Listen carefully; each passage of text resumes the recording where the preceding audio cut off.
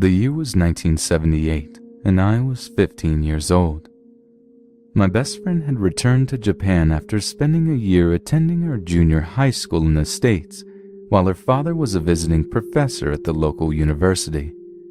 I missed her terribly after she had gone, and was able to persuade my grandfather to send me to Japan to visit her during that coming summer. I arrived on a July evening, completely exhausted, of course, yet terribly excited.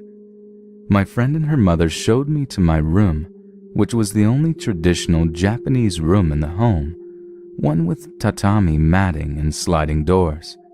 This is a feature common to fairly affluent homes in Japan, modern construction and conveniences for the majority of the house with one traditionally Japanese room. I recall that when my mother opened the corner closet to retrieve the futon mats that would be my bed, a cold chill emanated from it.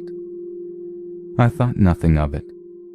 Of course, an enclosed space would be less affected by the ambient temperature of a room, and I slept very soundly that first night. The following night after I had retired, I lay awake, listening to the sounds of the house as it was winding down for the evening. I heard light switches click off and bedroom doors upstairs closing. I was imagining what new adventures we may have tomorrow. I then began to hear a faint laughter. It seemed to be coming from perhaps the neighboring house. Perhaps there was a little get-together over there. Then the laughter became louder. Then the laughter became closer. Now the laughter was menacing. It was a decidedly evil man's laughter, which was now closed in around my ears, growing louder and louder. Just get up and go upstairs and get your friend, I told myself. I was wide awake. I tried to do just that, only to find that I couldn't move. Not a muscle. My instinct and unusual spiritual training from a young person kicked in. I had practiced yoga since I was a young child, and just before leaving, my yoga instructor had mentioned something about an East Indian holy man named Ramana. The mere mention of his name dispelled negative energies. I tried to say his name aloud. I was ready to try anything. To my horror, I discovered I could also not speak. Fear freezes, my instinct told me. What I have to do in the midst of this terror is to relax. I began imagining myself floating through a starry night sky. A calm in the midst of the storm around me came over me.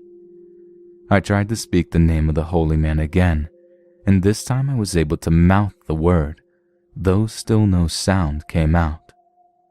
Ramana. As I did so, it was as if a switch had been turned off.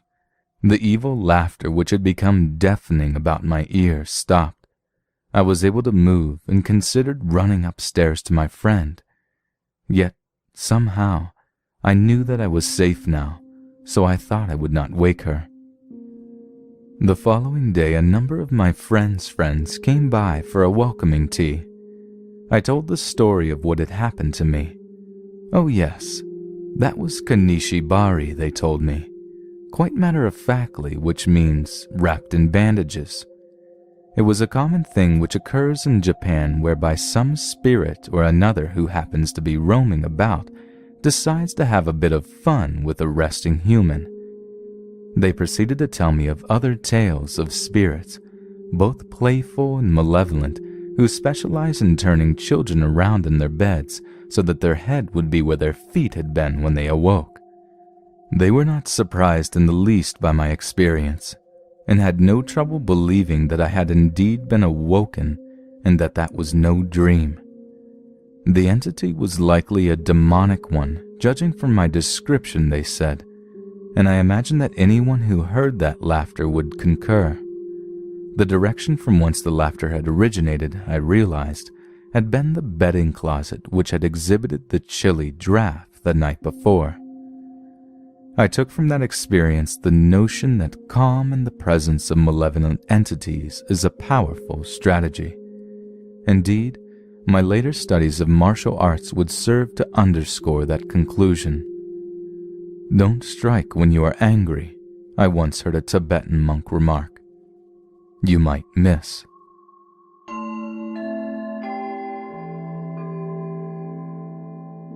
I had wanted to visit Takashima Castle on the shores of Lake Suwa in Nagano Prefecture, and finally drove there in late autumn of 2006. After getting lost on the way, my friend and I arrived at a small park with a dungeon building and a moat at around 6:30 p.m. It was dark, and the main building, now a museum reconstructed in the 1960s, was closed and locked up. I was a bit disappointed that I couldn't enter and check out the museum, but was still happy to be there. I began fooling around, first climbing up the castle wall a little bit, ninja style, then proceeded up the stone flight of stairs to the locked doors of the main keep. I jokingly knocked on the door and gave the handle a tug. Yes, it was locked. I went to get my keys out of my pocket once again, jokingly, and as I did, my friend took her high-heeled boots off and ran off back down the stairs. "Did you hear that?" she yelled. I remember hearing some kind of sound coming from behind the door, but nothing that registered. I gingerly went back to the bottom of the stairs and asked what was wrong. Then, from the top of the stairs, coming from inside the keep, a man's laughter rang out. We froze and looked at each other, not speaking, then backed up at the door. It sounded like the voice of a 40-ish-year-old Japanese man. Uh-oh, I thought, as I waited for a security guy or a groundkeeper to come out and tell me off. But just laughter, I thought, was a bit odd. 30 seconds seemed to pass, and as we gazed up the door, suddenly from very close, no more than 3 meters in front of me, and from seemingly thin air, the laugh started again loudly. Adrenaline kicked in, and I grabbed my friend and said, "Run, run, run!" We ran our jelly legs in the opposite direction, my friend almost in tears from the fright. "Gomen nasai!" "I'm sorry," I said aloud in Japanese, my voice shaky as we passed through a gate out over the moat bridge. Then as we stopped for a breath once more, seemingly from a top window of the keep, another burst of laughter. I was glad he, or it, hadn't followed us, but my friend was pretty damn scared, and so was I. We got back to the car and drove off with one memory we'd never forget. As for me, I had more respect for old sites full of bloody and violent history.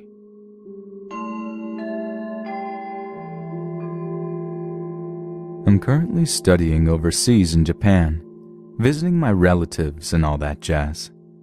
They live 3 kilometers from the infamous suicide forest. To make sense of this story, I'd probably have to go back to 4 days earlier. My grandmother had been insisting on my visit for a long time because of me being in the country. At first I wasn't too keen on it, but I thought, why not? And finally went. I had to wait for break though, so it took a while.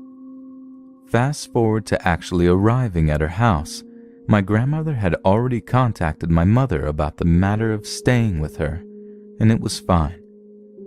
I'm a little bit skeptical about the existence of the paranormal. I've watched ghost adventures, ghost hunters, etc. I'm not all that religious either.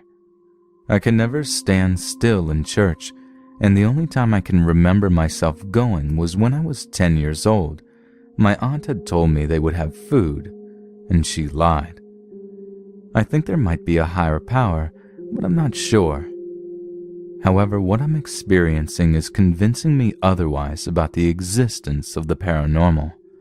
Upon entering the house, I noticed immediately that A, it was incredibly small, and B, there was a sudden feeling of extreme cold on my chest, like somebody took super cold ice and stuck it there. I asked my grandmother if they had an AC or a fan going, but she said no. I brushed it off as just my imagination. My grandmother's house had been around for God knows how long. It's old enough for people to actually see signs of wear and tear in some places. The inside is the modern 1 living room, 2 bathrooms, 2 bedrooms plus a guest room, and a small backyard. Upstairs is the guest room that overlooks the backyard. One of the bathrooms is also upstairs. I mostly stayed in the house and explored the backyard, which has an awesome Zen garden. I got to watch NHK with English subtitles. It's a Japanese TV channel. Google it. There were no incidences the first day other than that ice-cold feeling in the middle of my chest. I got the bedroom upstairs, which was above my grandparents' room. It was a traditional room with tatami mats and sliding door that separated the room into halves. The first half of the room is the one you see when you walk in through the door. There are shelves with manga, anime, music, sandals, a small umbrella, etc. The second half after you open the sliding door is where the flat bed thingy on the floor is, and the window straight ahead overlooking the garden.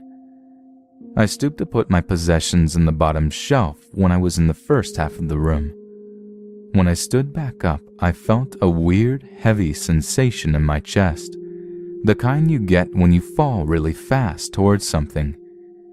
I began to get dizzy and actually fell to my hands and knees. There was spots in my vision. As soon as it began, it stopped. I was about to get up while wondering what brought that on when the same cold sensation from earlier hit my chest, but much harder. I also felt cold around my neck and couldn't breathe. I was terrified and wanted to get help, but I couldn't get a word out. This lasted for 30 seconds, but it felt much longer than that. As soon as I got my breath back, I rushed downstairs to tell my grandmother. She asked if I had health problems prior to the incident. Of course, I said no because I'm a healthy person and I hardly get sick. She told me to sit down in the kitchen as she went to make tea. It tasted nasty. She told me it would help me with my being ill. I was scared to go back upstairs, but she said I had probably been dehydrated and might have caught something. The rest of the night went without anything happening. The second day nothing happened as well, but in the night I thought I heard a woman talking near the window. It was a gentle voice, but there was a note of guilt in it. It sounded like she was apologizing, and that the apology was directed at me. I could feel someone there as well, but I thought I was just being paranoid. Until that same cold feeling in my chest came when the voice and presence started. I put the blanket over my head and eventually went to sleep. Which all leads to now. I haven't been able to get much sleep. Grandmother thinks I'm sick. She even told me today that I look like I have eriguma, raccoon, due to the dark circles under my eyes. The sensations are still happening at night.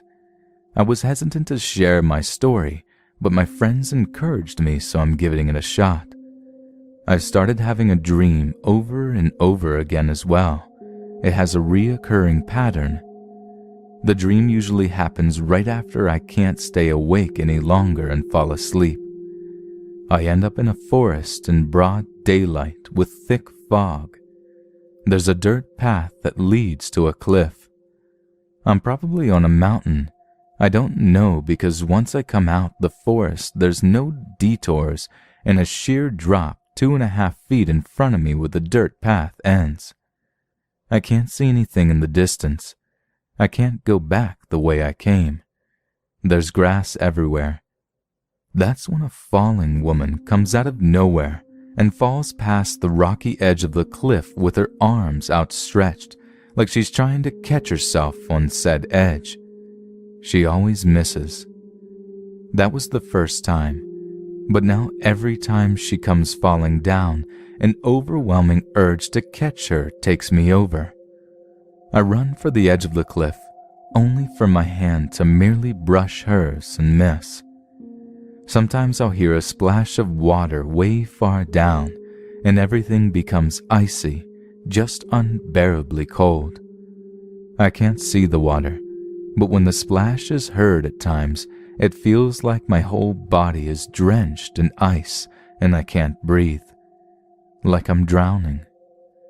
I told my grandmother, and at first she didn't believe me, until last night. I actually caught the falling woman in my dream. When I caught her wrist and she took hold of mine, excruciating pain in my shoulder and wrist like I'd caught something heavy with one arm. She had a really tight grip. She looked to be 20 years old. She had long brown hair, brown eyes, and she wore a dirty white dress that looked like it went through the mud. Her skin was a bit tan, but also pale. She had streaks of mud on her face. The woman said the same thing that the lady by the window did. I'm sorry. To be honest, it scared me. I woke up today with red hand marks around my wrist, and my shoulder felt almost dislocated. My grandmother doesn't really know what to do, but she is researching. I can't sleep because I'm scared of the dream. I don't stay upstairs by myself. I completely avoid it during the day, and I stay up as much as I can despite being so tired. I just don't want to go to sleep. I still get the sensations in my chest and around my neck, but they're less intense, strangely gentle in some instances. I can still feel her presence. I don't know what she wants. I need help. Any advice is appreciated.